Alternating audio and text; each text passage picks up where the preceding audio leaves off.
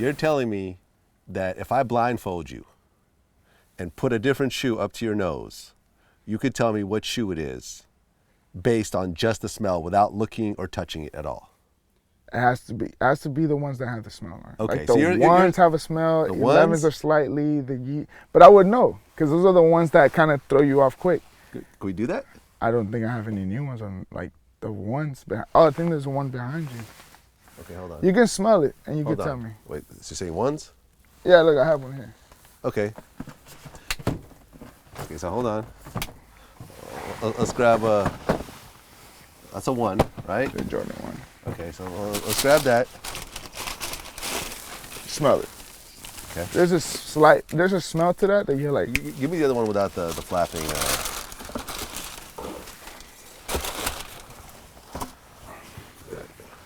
Give me that.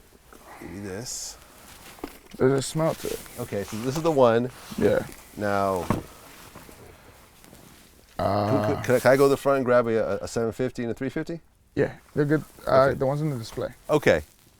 So what I'm going to do is I'm going to hold different shoes up to your nose, and you're going to tell me what shoe it is, strictly on smell. You're not going to be able to see it. How many fingers am I holding up? I can't see it, bro. Okay. I'm blind as it is without Right. glasses. So you're not going to be able to see it, touch it. Yeah. Only thing you're going to do is smell it. Okay? This is shoe number 1. I gotta get close. I can't smell it, bro. You gotta get close. Are you even putting it up to the face? Yes. Hold on, don't move it. Okay, I think it was a 350. Okay. That is correct. Okay. Shoe number 2.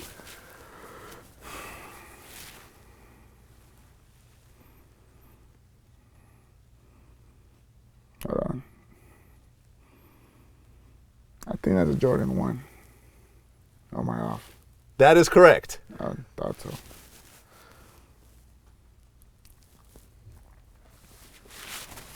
Okay. Shoe number 3. All right, let me see. Yeah, hold. Don't put it down when I go down.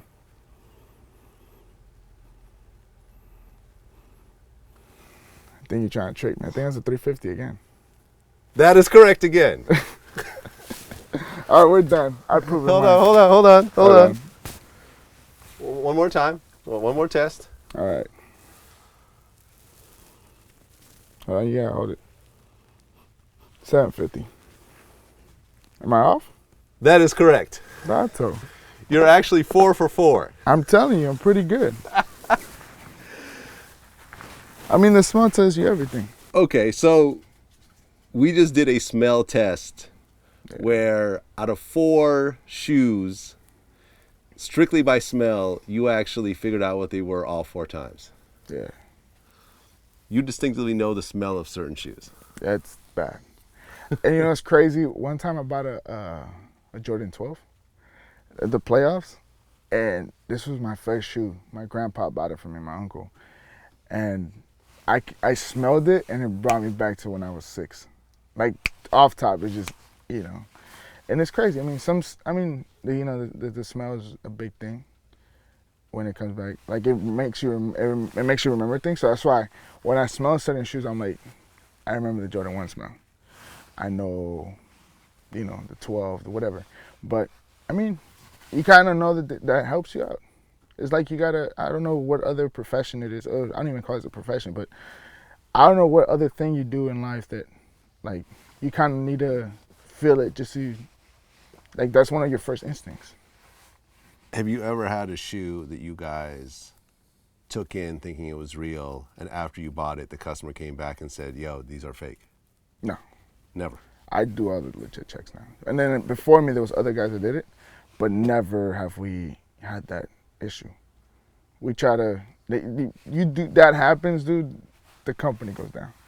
Yeah. The legitimacy of RIF LA just goes down. So it always has to be, when we do legit checks, one person does it, whoever's doing the consignment buyback, and then, the next person, I think it's like, we have to verify 3 people. And then when it's really bad, and then I get calls from the back. I'm like, yo, come to the front. But it's always 3 people. 3 people need a, okay, that checks out. You're good. Oh, so 3 people have to sign off on it. Yeah, 3. Ah, So okay. it's just not just one person. Not everybody here knows, the things in the, what to look for in whatever shoe. It's always, all right, you check it. All right, just verify it. All right, cool. Sometimes only 2 people because it's so obvious that it's real. Or sometimes it's 1 person or whatever. But there's always that when there's, yo, can you double check these shoes for me? Yeah, got you.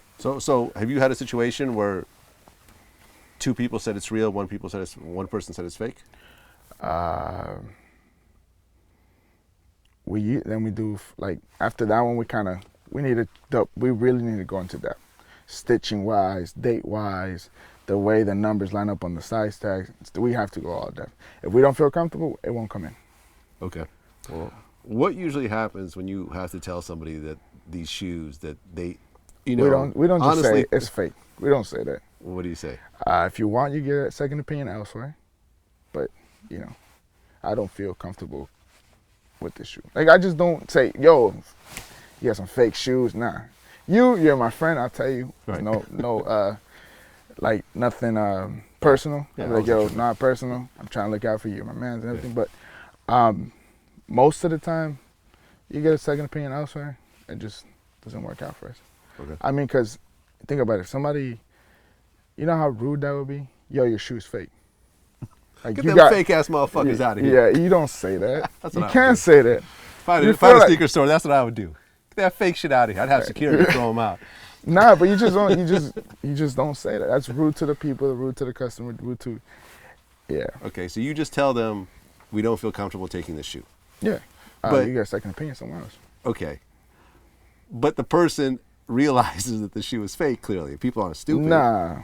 Some people have told me, okay, cool, thank you. They go about it, and then they come back weeks later. Oh, yeah.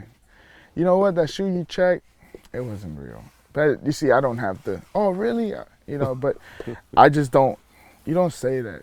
You just, it's You've never unfortunate. had anyone upset I never confirm it. over, you've never had someone say, no, these are real. Like, yo, y'all don't know what you're talking about.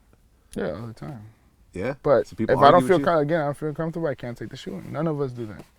We just don't feel comfortable. You can get a second opinion somewhere else because you just don't. Because not even me. Like even though with the smells and all that stuff, maybe I'm not 100% right.